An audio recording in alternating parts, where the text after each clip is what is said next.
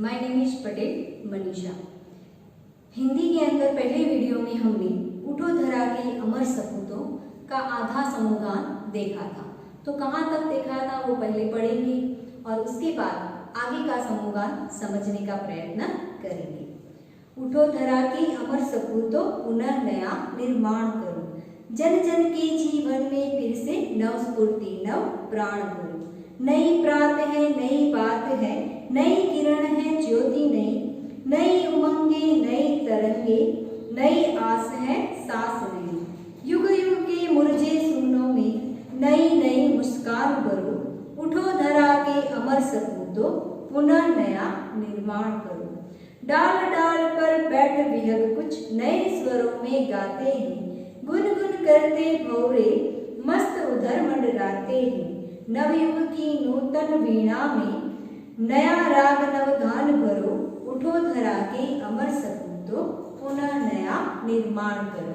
यहाँ तक हमने समूहगान देखा था, उसमें बहुत सारे शब्दार्थ भी देखे थे। जिस तरह के सपूतों का अर्थ होता है कुल का नाम रोशन करने वाला। उसके बाद हमने देखा स्फूर्ति यानी उत्साह। यहाँ पर इस तरह का अगर प्रश्न पूछा जाए कि उठो धरा के अमर सपूतों के लेखक का नाम क्या है, तो उनके लेखक का नाम है द्वारिका प्रसाद माहेश्वरी। और इस तरह से पूछा जाए कि उठो धरा के अमर सपूतों का साहित्य प्रकार कौन सा है, तो उनका साहित्य प्रकार कौन सा आएगा, तो उनका साहित्य प्रकार आएगा समूहगान। तो इस तरह से अगर ये भी पूछा जाए कि उनका जन्म कब कौन सी साल में हुआ था, तो उनका जन्म 1 दिसंबर 1916 को रोहतास में हुआ था। यहाँ पर उठो धरा के अमर सपूतों पुनः नया निर्माण करो, यानी यहाँ पर लेखक किसको सपूतों को कौन सा निर्माण करने की बात की है, तो यहाँ पर सपूतों को देश के नए निर्माण करने की बात की गई है। यहाँ पर इस तरह का भी अगर प्रश्न पूछा जाए कि डाल डाल पर बैठकर विहग क्या कर रहे हैं, तो डाल डाल पर बैठकर विहग अपने नए राग में जो आजादी के गीत गान कर रहे हैं। तो इस तरह से आगे हम पढ़ेंगे। कली कली खिल रही दर व फूल फूल मुस्काया है, यानी कली कली खिल रही यानी उद्यान बाग की बात कही गई है यहाँ पर कि कली कली खिल रही। यहाँ पर आजादी की जो नया सवेरा जो रोशनी तक पहुंची है कलियों की तक, तो वो नई रोशनी को देखकर नई रोशनी को पाकर वो छोटी छोटी कलियां भी खिल रही है। वह फूल फूल मुस्काया है, यानी जो बगीचे के अंदर जो फूल है वो भी आजादी को देखकर मुस्कुरा रहे हैं। यानी यहाँ पर कलियां और जो फूल है वो मनुष्य की बात की गई है। आगे धरती माँ की आज हो रही नई नई सुनहरी काया है। यहाँ पर हम शब्दार्थ देखेंगे काया यानी शरीर। काया का मतलब होता है शरीर। तो यहाँ पर कहा गया धरती माँ की आज हो रही नई सुनहरी काया है, यानी धरती माता जो नई रोशनी नया सवेरा और जो रोशनी धरती माता पर पड़ी हुई है, तो उस रोशनी से ऐसा लगता है कि धरती माँ आखिर जो बगीचे के अंदर जितने भी फूल पौधे जो भी है वो सब मुस्कुरा रहे हैं। तो उससे ऐसा लग रहा है कि धरती माँ की काया जो है वो सोने से लथपथ हो गई है, यानी जो किरणें सुनहरी किरणें पड़ रही है धरती माँ पर, तो उससे ऐसा लग रहा है कि धरती माँ की जो काया यानी जो शरीर है वो सुनहरे और हरे रंग से लग गया है। नूतन मंगलमय ध्वनियों से गुंजित जग उद्यान करो। यहाँ पर मंगलमय यानी मांगलिक शब्दार्थ है। मंगलमय का अर्थ होता है मांगलिक। कहा गया है नूतन यानी नए वर्ष का मंगलमय ध्वनियों से, यानी जो नए राग जो ध्वनि सुनाई दे रही है नए सवेरे की, उसकी बात हो रही है। गुंजित जग उद्यान करो। जग उद्यान का मतलब है संसार रूपी बगीचा। जग उद्यान उसका मतलब है संसार रूपी बगीचा। संसार के बगीचे की बात की गई है कि गुंजित जब उद्यान करो, यानी जो नया सवेरा है उस मंगलमय ध्वनियों से, जो नए राग की जो ध्वनि है उससे संसार रूपी बगीचे का उद्यान करना है। जब उद्यान करो यानी संसार रूपी बगीचे का निर्माण करो। उठो धरा के अमर सपूतों पुनः नया निर्माण करो। यहाँ पर कहा गया है कि उठो धरा के अमर सपूतों पुनः नया निर्माण करो, यानी आज तक हम गुलामी में पड़े हुए थे, लेकिन आज हमने आजादी प्राप्त कर ली है, तो उठो। जो अमर सपूत है उन लोगों को कहा गया है, हमारे देश के जो युवान है उन युवाओं को नव निर्माण करने के लिए आह्वान किया गया है। सरस्वती का पावन मंदिर, पावन का मतलब है पवित्र, पावन का अर्थ होता है पवित्र।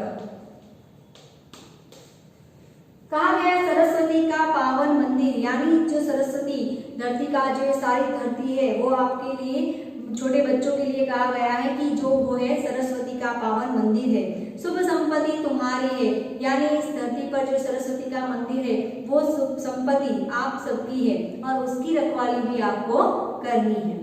तुम में से हर बालक इसका रक्षक और पुजारी है। तुम जो ये बालक हो वो ये विद्या सरस्वती देवी की जो ये पावन मंदिर जो पवित्र भूमि है उस भूमि के रक्षक और पुजारी तुम ही हो। अब तुम्हारे हाथों में ही इसकी रक्षा है और तुम्हें इस पृथ्वी और इस सरस्वती माता की और इस धरती की रक्षा करनी है और इसकी पूजा करनी है। सत सतत दीपक जला के नवयुग का आह्वान करो। सत એટલે 100, सत का मतलब है 100, यानी सत सत 100 दीपक जला ज्ञान के। यहाँ पर कहा गया है कि जो विद्यारूपी संपत्ति जो सरस्वती माता की जो मंदिर है उस मंदिर के अंदर तुम्हें सत सत 100 दीपक जलाकर ज्ञान के नवयुग का आह्वान करना है, यानी उससे पुकारना है। आह्वान का मतलब है पुकारना, आह्वान उसका मतलब है पुकारना, यानी तुम्हारे अंदर जो ज्ञान है उस ज्ञान से तुम्हें नवयुग को अपने साथ यानी नए युग का आह्वान करना है, यानी नए युग को पुकारना है, बुलाना है और उसके साथ तुम्हारे अंदर जो ज्ञान है उससे नए अपने देश का नया निर्माण करना है। उठो धरा के अमर सपूतों पुनः नया निर्माण करो, यानी यहाँ पर अपने देश के सपूतों को उठने के लिए कहा गया है कि अब तक तो हम गुलामी में बैठे हुए थे, लेकिन आज हमने आज़ादी प्राप्त की है, तो उस आज़ादी की खुली सांस को लेकर हमें अपने देश का नया निर्माण करना है। जो सरस्वती, यहाँ सरस्वती का पावन मंदिर, जिस तरह से आप स्कूल में आते हो तो विद्या जो ये स्कूल है वो सरस्वती का पावन मंदिर है, लेकिन यहाँ पर लेखक ने पूरी धरती यानी धरा को सरस्वती का पावन मंदिर कहा गया है और उसके रक्षक जो बाल है, छोटे छोटे बच्चे हैं, उनको उनके रक्षक और पुजारी बताया गया है, क्योंकि आने वाले देश का निर्माण भविष्य जो है वो छोटे छोटे बच्चों के हाथों में ही है, क्योंकि वही बड़े होकर आगे जाकर कुछ नया निर्माण कर सकते हैं। इसलिए यहाँ पर अमर सपूतों को यानी जो आने वाले अपने देश की रक्षा करने वाले जो पुत्र हैं उनके बारे में यहाँ लेखक ने कहा गया है कि जो भी आज़ादी को लेकर, कई बार आपने देखा होगा कि जब भी सैनिक लड़ने के लिए जाते हैं तो उनके अंदर जोश उल्लास भरने के लिए ऐसे गीत जो होते हैं उनका उपयोग किया जाता है, यानी उनसे उनका खून खौलता है और वो अपने देश के लिए कुछ भी करने के लिए मन मिटते हैं। तो जब हमने आज़ादी प्राप्त की उस समय इस समूहगान का निर्माण हुआ था कि जिससे इस समूहगान को सब लोग पढ़कर अपने देश के नए निर्माण में जुट जाए, यानी अपने देश को नई दिशा की ओर ले जाए। तो यहाँ पर हमने जो अपना चैप्टर है उठो धरा के अमर सपूतों वो यहाँ पर हमने पूर्ण किया। इसके जो मैंने आपको शब्दार्थ लिखवाए हैं वो आपको आपकी नोटबुक में लिखने हैं और उसके अलावा आपको जो स्वाध्याय पोथी की जो PDF है वो हम आपको भेज देंगे।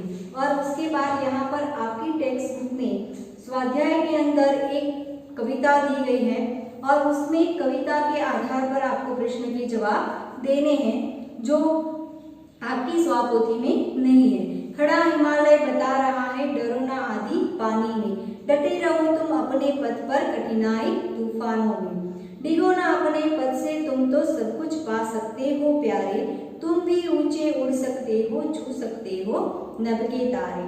अटल रहा जो अपने पद पर, लाख मुसीबत आने में मिली सफलता उसको जग में, जीने मर जाने में। जितनी भी बाधाएं आई उन सब से ही लड़ा हिमालय, इसीलिए तो दुनिया भर में हुआ सभी से बड़ा हिमालय। यहाँ पर हिमालय का दृष्टांत दिया गया है कि जीवन के अंदर जिस तरह से हिमालय कोई भी समस्याएं हो तो वो अड़ग वहां पर खड़ा रहता है, कभी भी हिलता डुलता नहीं है, चाहे आंधी हो तूफान हो तो वो अपने लक्ष्य पे अड़ग खड़ा है। उसी तरह हिमालय की तरह आप लोगों को भी अड़ग रहना है और अपने लक्ष्य को प्राप्त करना है। हिमालय हमें क्या संदेश देता है?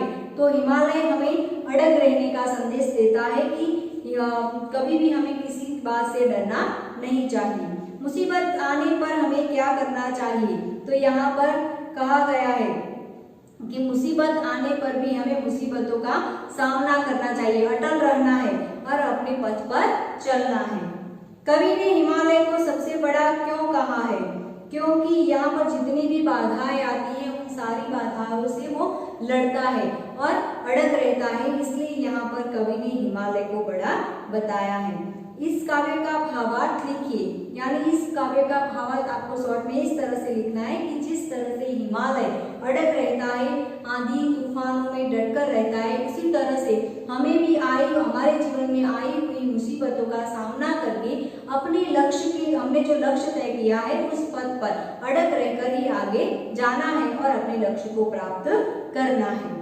इस काव्य को योग्य शीर्षक दीजिए। तो इस काव्य का योग्य शीर्षक इस तरह से दे सकते हैं कि बड़ा हिमालय, अड़ग हिमालय, मुसीबतों का सामना करने वाला हिमालय, यानी इस तरह से आपको जो भी अच्छा लगता है वो भी आप उसका शीर्षक दे सकते हैं। तो यहाँ पर हमने जितना, और अगर देखेंगे बाद में जो स्वापोथी में नहीं है तो उसकी चर्चा हम लाइव सेशन में भी कर सकते हैं। Thank you very much.